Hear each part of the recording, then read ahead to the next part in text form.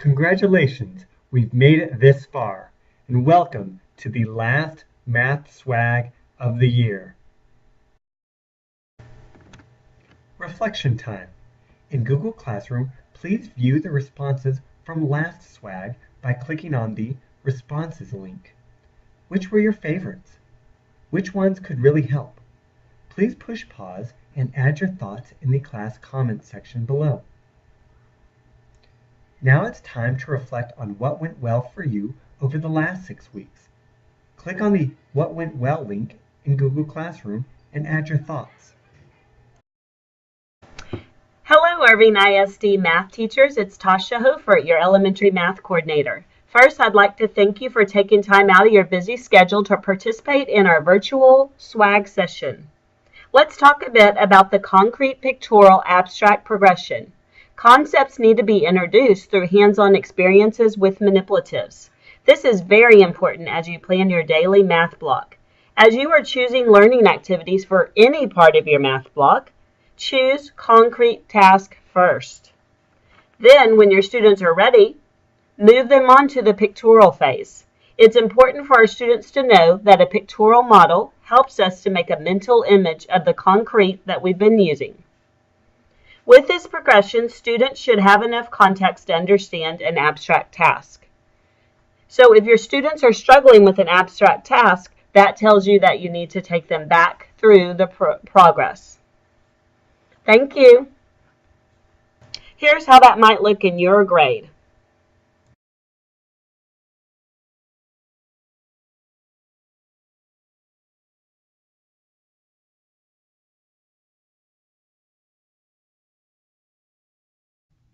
This is the third grade one-pager for the 6th 6 weeks.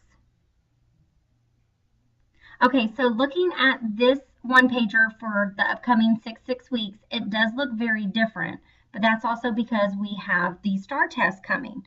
So when we look to end grade, you're going to notice some differences within the specificity, and it's going to have our activities listed within each text, and we will point that out in just a little bit.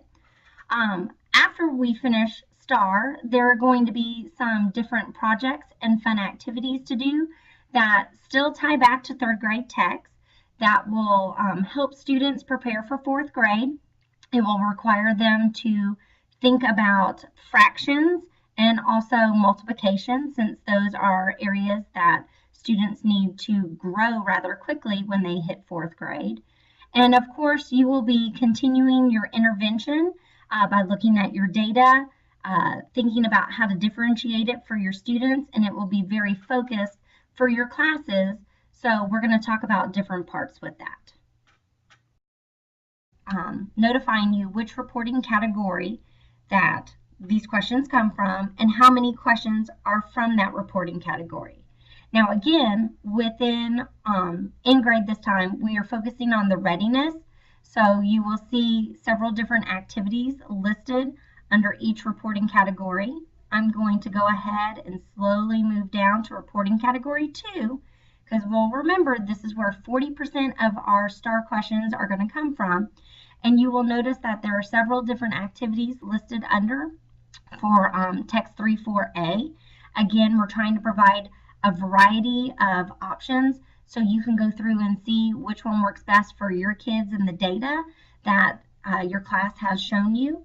And also just to try some new things to keep the learning exciting and engaging, because we know kids need to keep practicing, but we don't want to pencil and paper them to death right before the test. You will also notice that there might be some lessons that say TCM. And for example, there's one over here. Lesson 8, Problem Solving with Multiplication.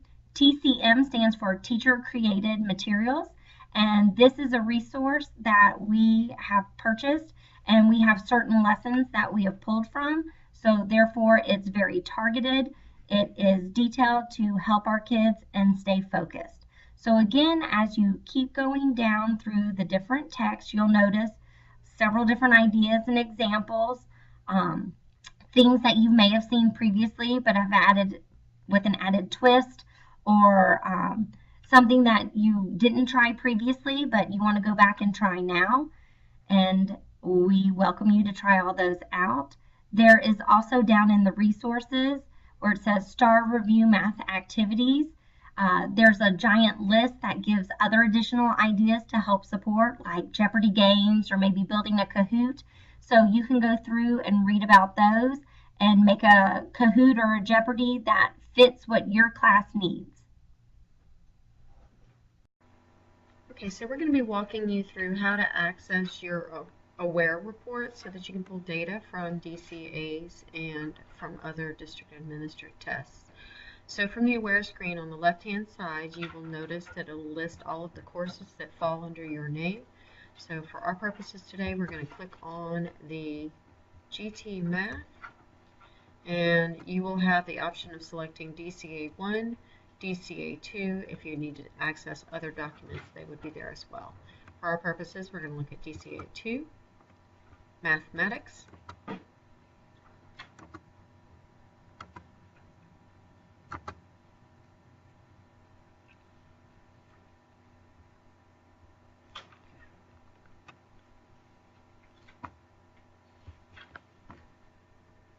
Okay, so when your report aggregates, this is the screen that you'll see. You'll have student names on the left and local IDs, but we've cut those out for confidentiality purposes today. You'll also see the demographic data, and then it'll give you your statistical data for that particular test. It'll offer you the raw score, the percentage score, whether or not the child met the satisfactory cut score, and whether or not they achieved commended advanced. It'll also list the date taken. Those vary depending on when your tests were scanned and when the testing window was opened. Okay, if you want more detailed data, what we're going to do is we're going to scroll up to the top where it says student scores. You'll notice that there's a drop down arrow. And one of the two reports that will be of interest to you is the Student Learning Standard Breakdown. So we're going to click on that.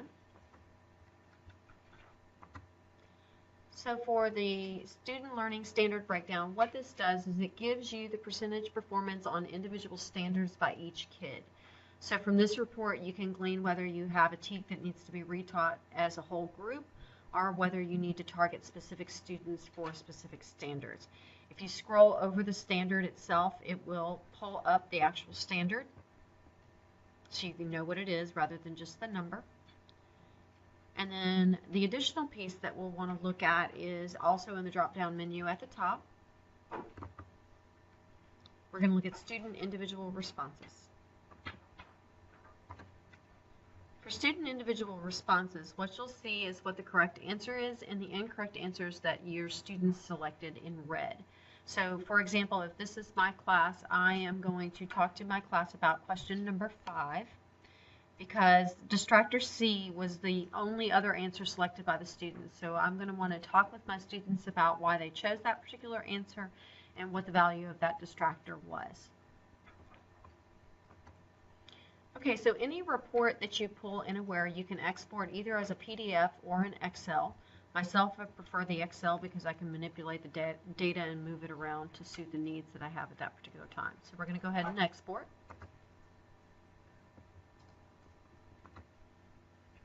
When you export, you'll notice on the bottom left-hand corner, just above your Start option, the reports will aggregate, and you can click on those and it will ask you where you would like to save it.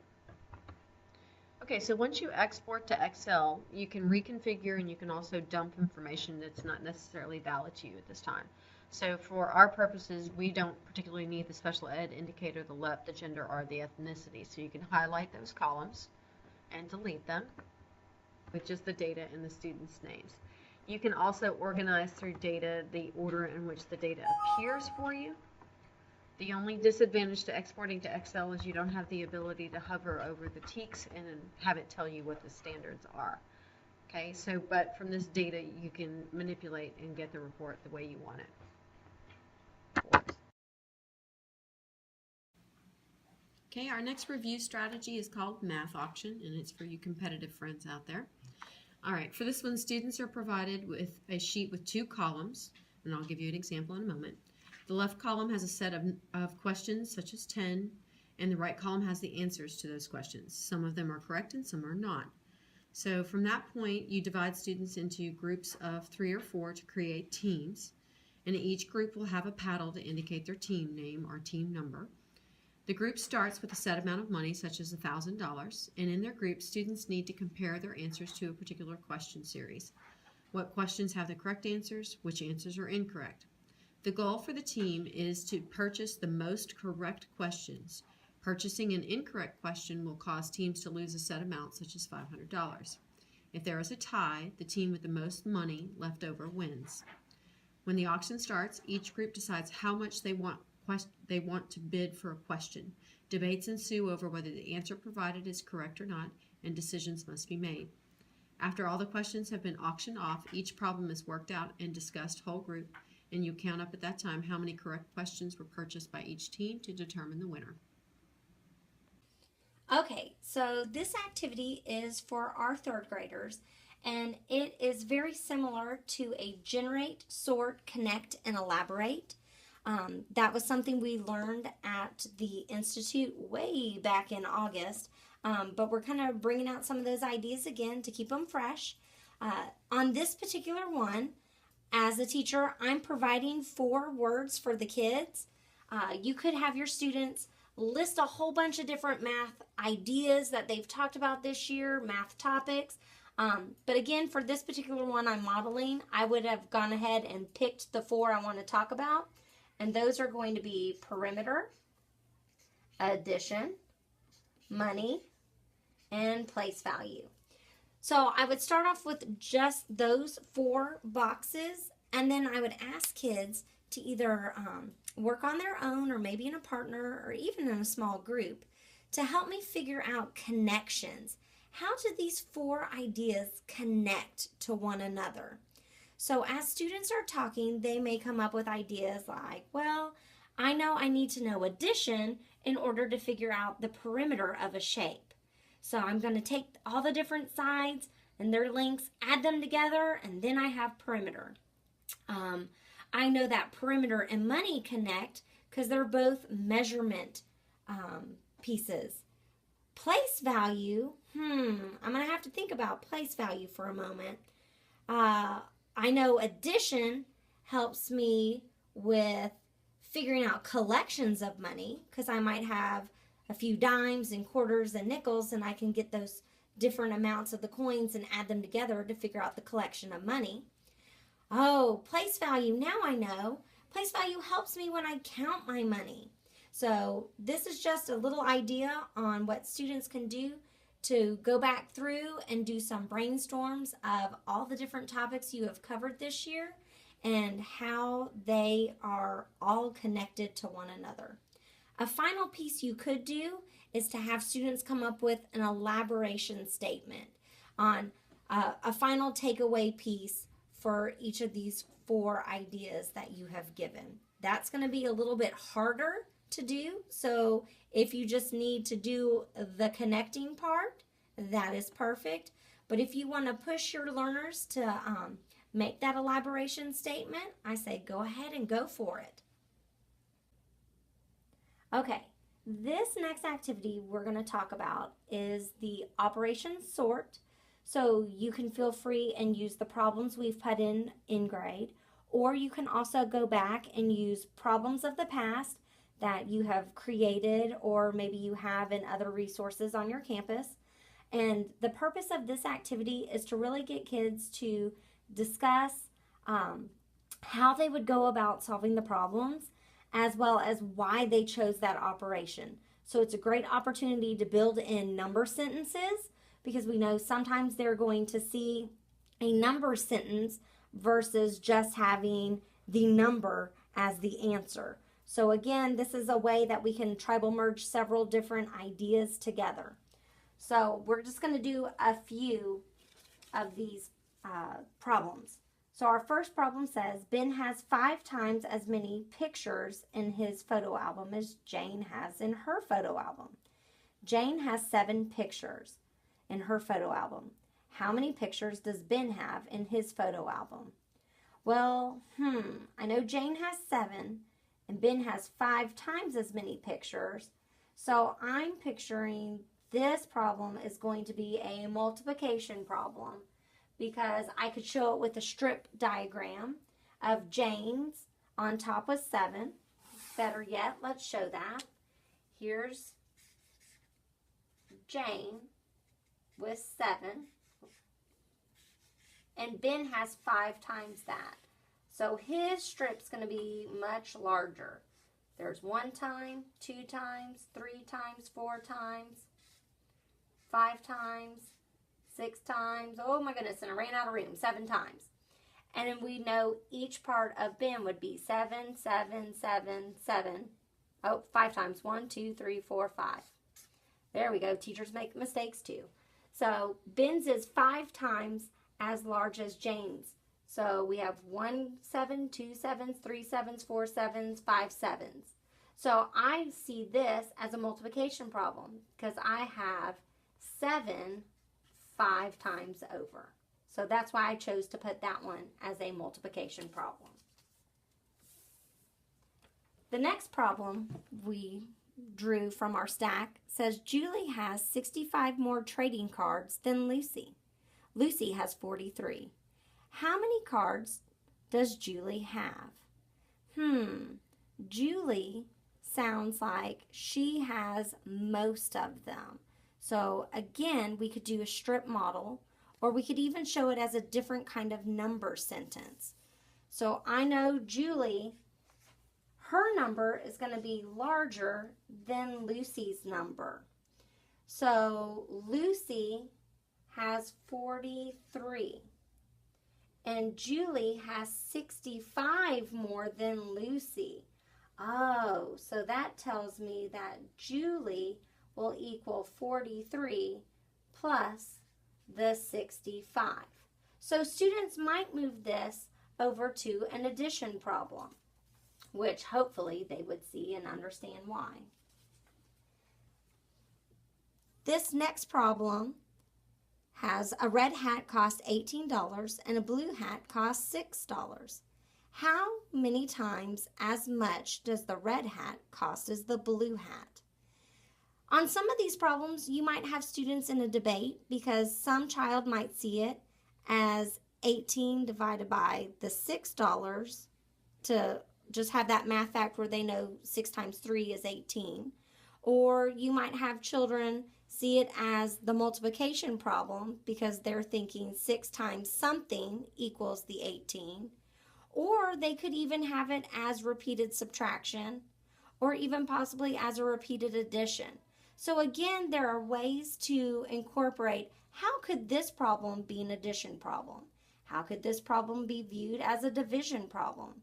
And again, it's a great way to get that academic conversation and to get kids really thinking about the operations and how division connects with subtraction. How does addition connect with multiplication? So again, lots of different ways that you can use this problem and to understand students' thinking and understanding. Okay, this activity is called What Went Wrong, and it gives students a chance to look at some problems, but also to analyze some mathematical computations that may have gone a bit wrong as they were solving it, because we know sometimes even our strongest kids have an off day and they forget what 8 plus 2 is. So this is an opportunity to look at some problems and have either teacher solved with some mistakes within it, or even students go back and look at a past assessment that they have taken in class and to go back and analyze and see what went wrong with this problem.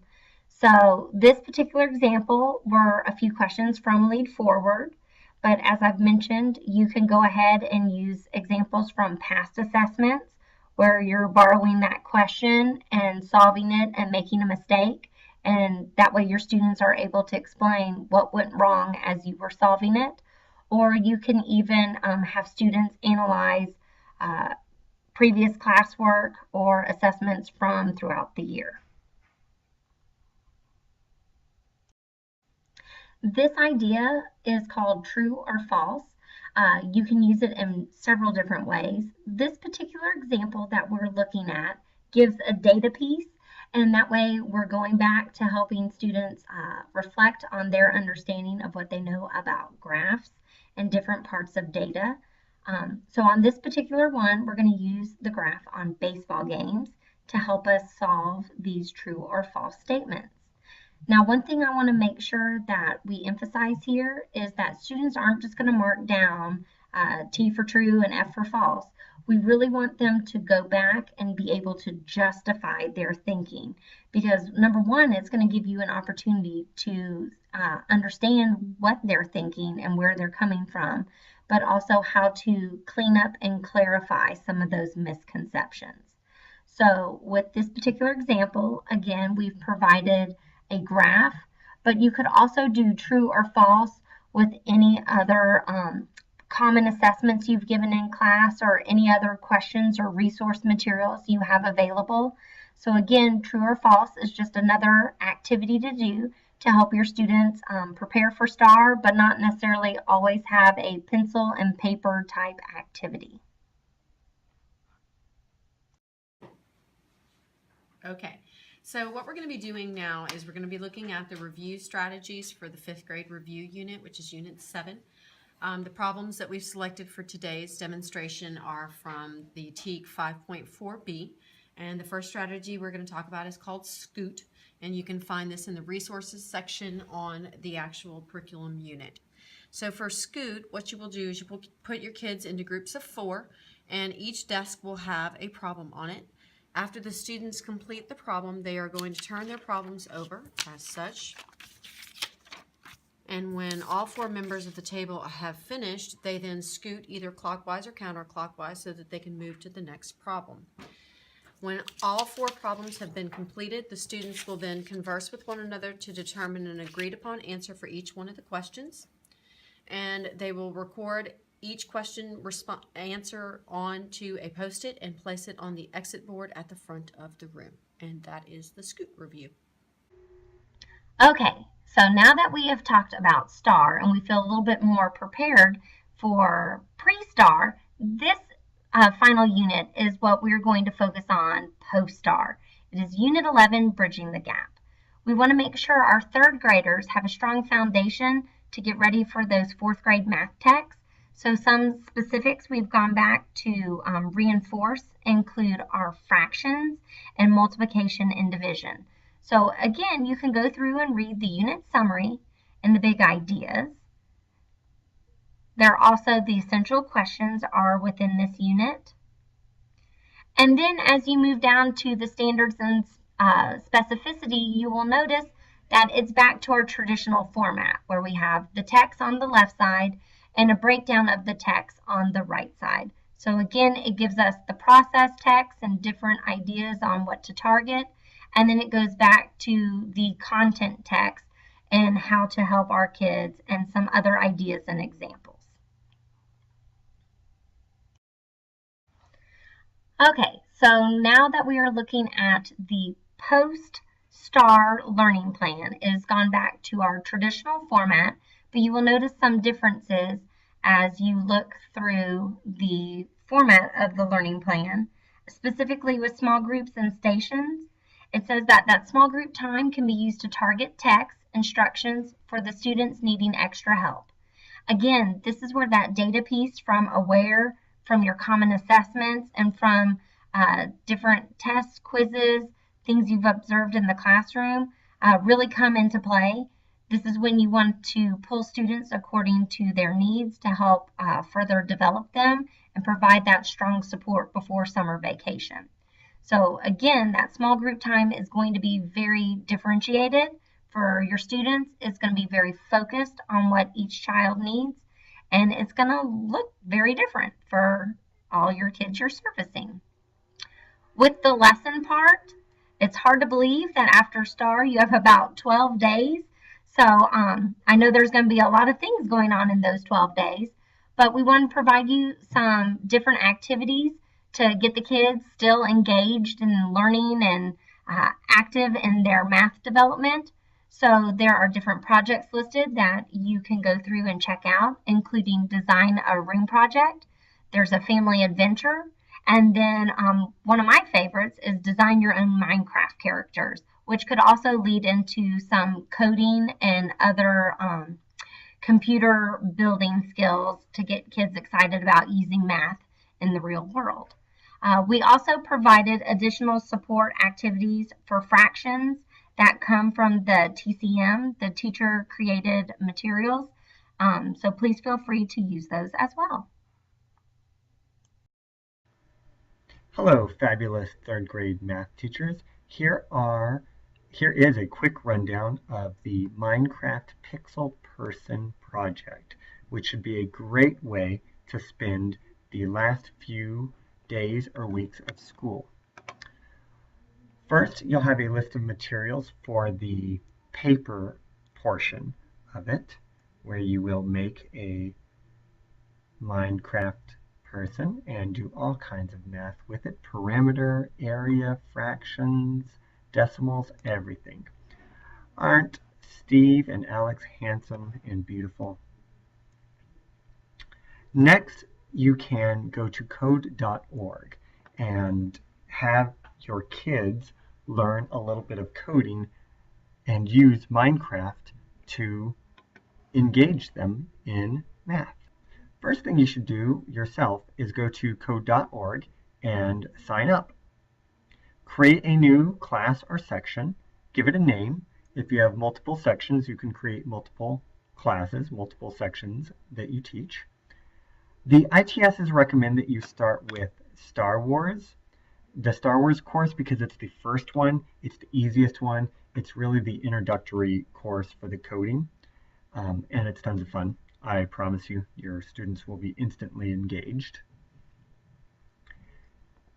So after you name your course, and name your section, and you choose your course, save your section. You can then add multiple students. If you have their names already in a document, then you can simply cut and paste. It's really easy to add multiple students. I recommend going with just their first names. That's how they'll log in, but whatever is easiest. After you click done, you will have your list of students, and they'll need a password, and their password is through a secret word, and it's actually usually 2 words, and it's just kind of 2 random words. So have them write it down, or you will be providing it for them every time they log in. At the bottom of that page is the link to your specific course. So this will take you to the course that you just created for your section of students. I like to share this link with them through Google Docs shared with the students or through Google Classroom, but you certainly feel free to share the link with them in whatever way you want. After you've done that, have students follow the link. They will click on their name. They will put in their secret word, and it will take them right to the Star Wars or the Minecraft course. It will open up with the introductory video, which will be very engaging and hopefully hook them on math and coding for a good time to come. If you need any help at all, don't hesitate to ask your ITS. He or she would love to help with this. They would be very impressed that you're doing coding. Take this moment to relax. Just think, in a few months, you could be at the beach. Please click on the square, triangle, circle link to complete this course. Congratulations!